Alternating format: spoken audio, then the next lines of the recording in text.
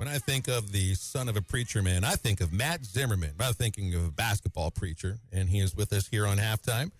Of course, on the call with Chuck Barrett tomorrow, right about now, in fact, 24 hours from now, they'll be in the middle of the first half. We play halves in men's basketball still. And he joins us here on Halftime before the team takes off later today. Zim, good afternoon. How you doing? Oh, I'm doing great. Yeah, it's about the under 8-minute media timeout right here. We're rolling. Yeah. Game's rolling on, maybe under 12. But we're rolling in the first of 18 games, and you're playing a great song for me coming in. I appreciate it. And Happy New Year to all your listeners. That's right. Happy New Year, Matt. And no better way to start the season, start the new year than by playing the number one team in the country. How different is this Tennessee team than the one that they had last year? Well, it's a lot different for sure. Last year they had so much size. They defended the post so good. They defended any drives really well. I thought they were a great defense team. They had a 2-game lead, which is hard to have in a good back then a good 14-team conference. They had a 2-game lead on the last day, and Coach Cal in Kentucky, who had lost to Tennessee and Rupp, they went in there and beat them. And Kentucky had a great game and beat the league champion on Tennessee's senior day. But this Tennessee team is a lot different. I don't think they scored quite as well, and I'm just not sure that they defend the rim quite as well as they did. Last year it was really hard to score on them. And then on the other end, Dalton Connect was an elite offensive player. And, Jonas had a good season for them playing off of Connect. But they've got some different pieces. Chaz Lanier's a good player, a high-scoring guy. They got a different team than they had last year. I don't know. There's people there that think that they're a better team, that Tennessee's better than they were last year. Like I said, they had a 2-game lead going into the last day, and they went to the Final 8. That's a darn good season for Tennessee. A lot of people think this team's better. We'll see. I did get to see them with my own eyes in Madison Square Garden against Miami, who we had just played. So we had a good knowledge of Miami. And Tennessee struggled for a while. I still think it's a Rick Barnes team that can kind of get to where it grinds it a little bit, can get a little bit possession-oriented, can get a little bit slow at times, and sometimes might have some scoring issues. But they're very talented. They don't have a ton of depth. They're going to play about 8 guys. So it'll be interesting to see. It's going to be a wake-up call for a lot of people tomorrow across the league. A lot of these, the Oklahomas and Vanderbilts, LSUs, and all these people that got these really good records. They're 12-1 and 11-2. Some of them played really good schedules. Some of them didn't. And tomorrow is going to be a wake-up. Yeah, Coach, I'm a Ricky Barnes fan. His teams are going to be buttoned up. I'll tell you 2 guys I'm a fan of on this Razorback team, Coach. That's number 3 and number 21, Thiero and Wagner. How dynamic can those guys be? How good can those? I mean, watching those guys play basketball, Coach, it's a joy to watch them play. How good can those 2 be? Well, you like them because they both put that ball on the floor and they drive it, man. Those are attack dogs. Those guys go. I was at practice yesterday, Matt, and they were getting after it in half court. It was really nice to see. 2 days before the game, they were doing 5-on-5, half court, getting after each other. Good players guarding good players, which we hadn't seen that here in a while. And DJ, I bet he had 7 or 8 drives during that time. I mean, I'm talking about against good players, attacking, driving, either getting fouled or scoring.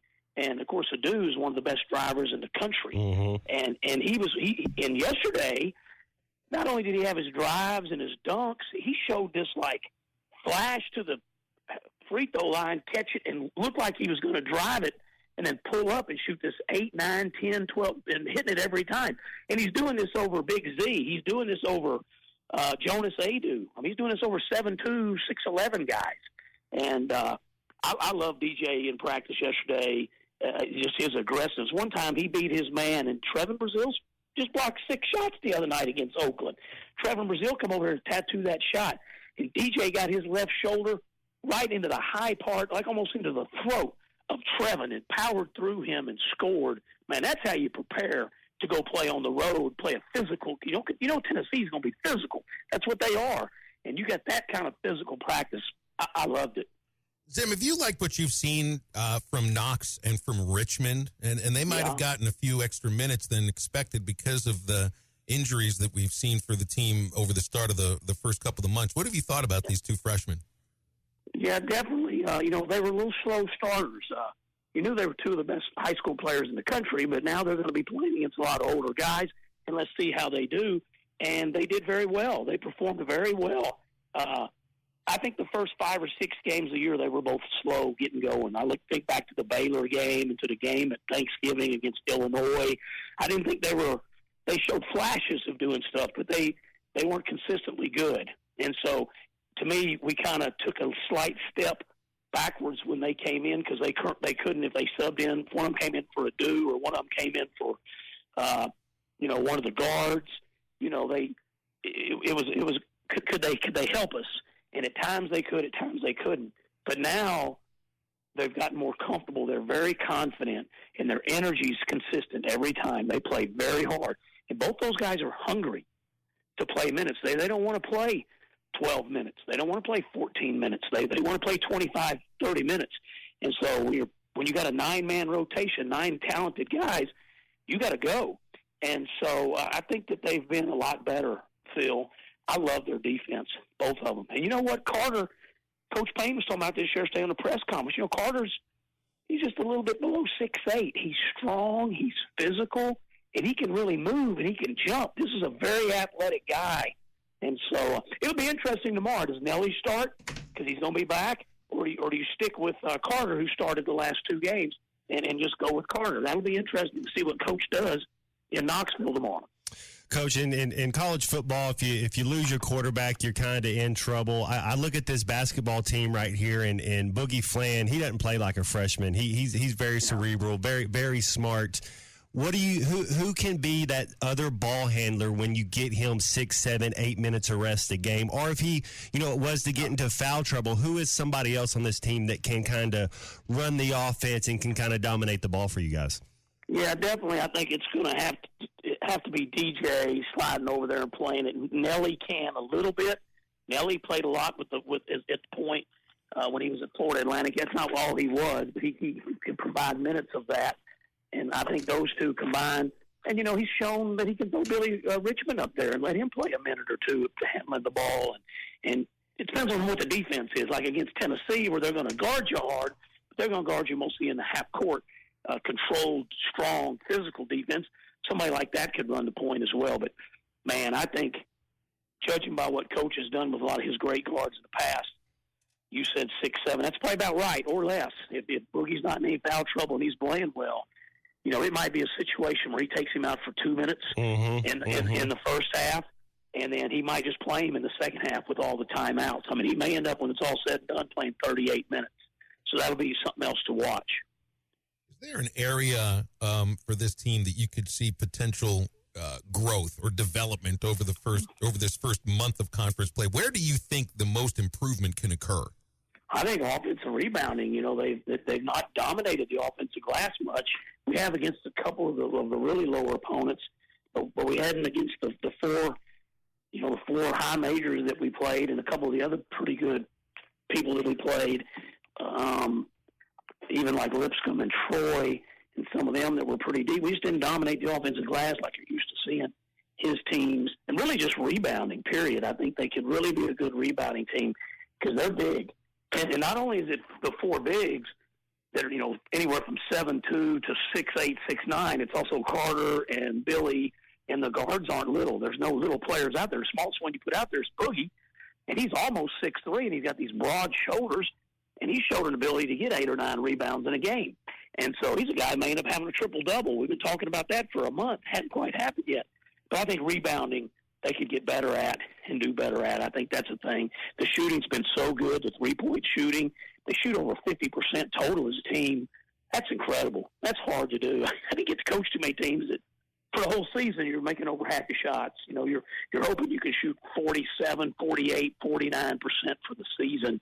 Is great, but these guys are shooting in the low 50s now, and that's pretty impressive. And they're trying to get to 40% shooting the 3. That's really good, and they make their free throws. Coach, I know you're a fan of all sports, and college football has been hot right now. And you got Texas, Ohio State, Penn State, Notre Dame, these two, the Final Four, so to speak.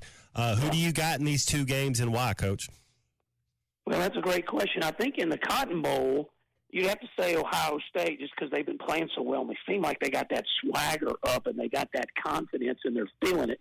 And I think the coach is very motivated. You know, this guy's like, I don't know, 65-5 or whatever he is, but 4 of the 5 losses are to Michigan, and everybody up there wants him fired. You know, he's a darn good coach. But Texas to me is okay. I won't really be rooting for him. No offense. I do root for the SEC. I mean, I was even rooting for Ole Miss last night, which is sad to say. I thought the league needed to win, and Kiffin's a good coach. But I did think the league needed to kind of make a statement and win a good game, and he did that, blew them out. But I'd have to say Ohio State, and the other one, probably Notre Dame. So that's going to be an old throwback game right there. That's the black shoes game right there. Notre Dame versus Penn State. White Sox, black shoes. Might be the first one to 17. That's exactly right. I like that big tight end Penn State 44, guy. Yes, sir. Oh, yeah, he's a real deal. And but I think maybe Penn State or Notre Dame, I think, will get them maybe in a close game. I like their team. Hey, that could go either way, but it's really interesting to watch just how college football, with Nick Saban out and the quarterback getting hurt at Georgia, and now Kirby, who looked like he was going to have a dynasty for a minute. Alabama had a little dynasty there for a little while. Now you're going 2 years in a row. Neither one of them are in it to win it, and so it's continuing to balance out. It's really been good. Zim, what's on the latest Razorback Daily? You and Quinn host, of course, every day throughout the week.